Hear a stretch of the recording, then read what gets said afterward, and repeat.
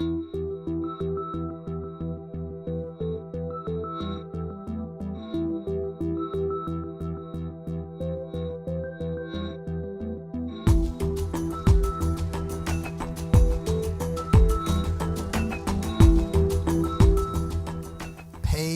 sick leave.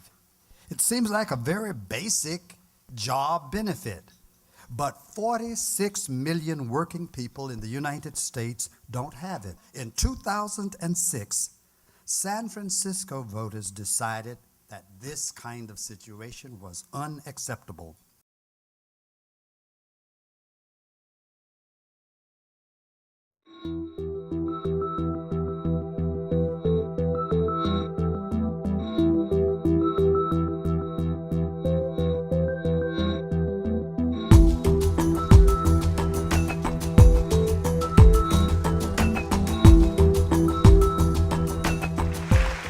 What we found is that we were getting the same stories over and over and over again. We saw workers and talked to workers who said, you know what, I don't even expect to have paid sick days, I just work through the pain. We also found that 86% of food service workers, so these are the people who are making your food and serving your food, 86% have no paid sick days.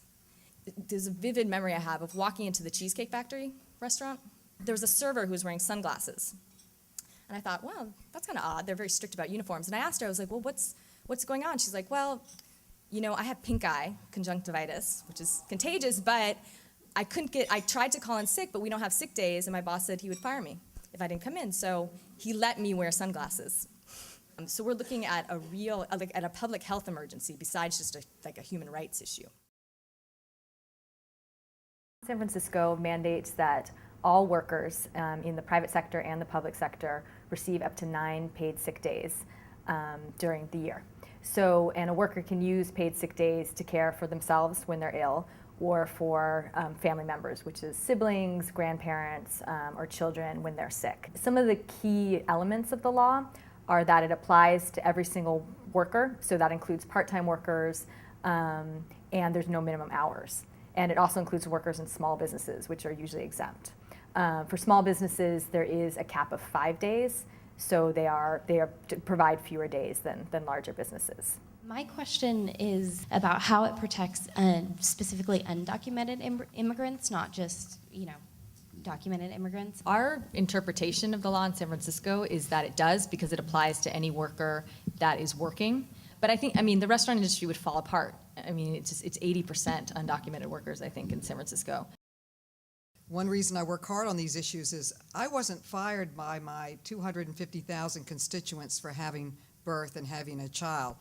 But when I worked for New York State and had my first daughter, I was literally terrified I'd be fired. And I called the personnel office, this is a true story, and I asked them, what about your leave policies? I'm going to have a child.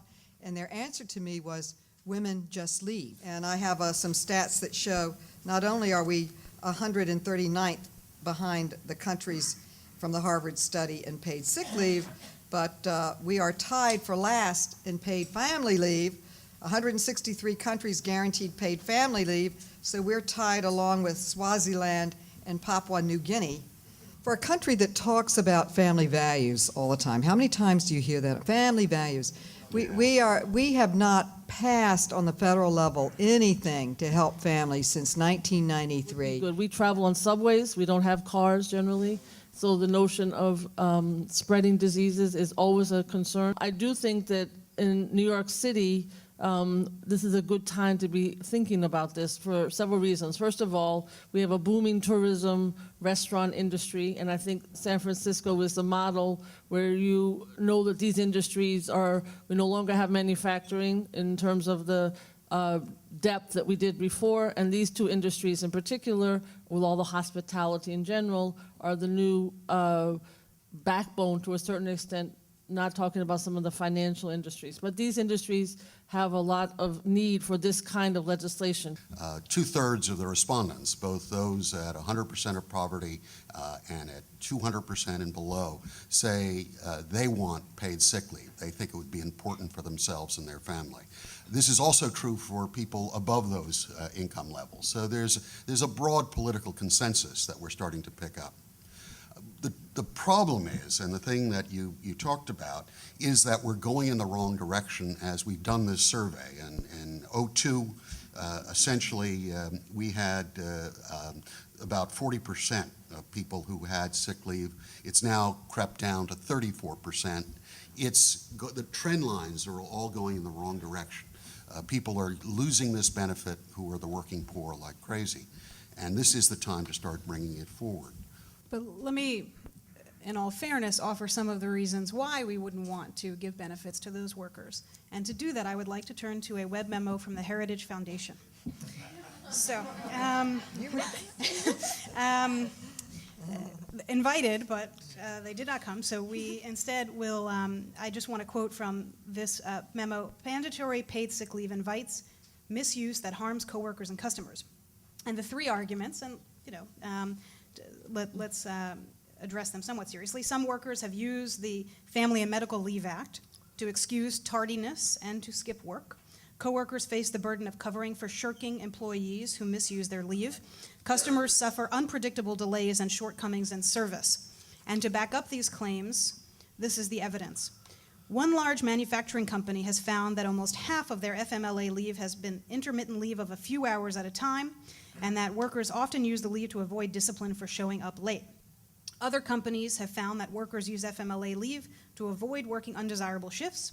Verizon has found workers who are taking FMLA leave for back pains, but who are nonetheless well enough to fly to Disney World for a family vacation.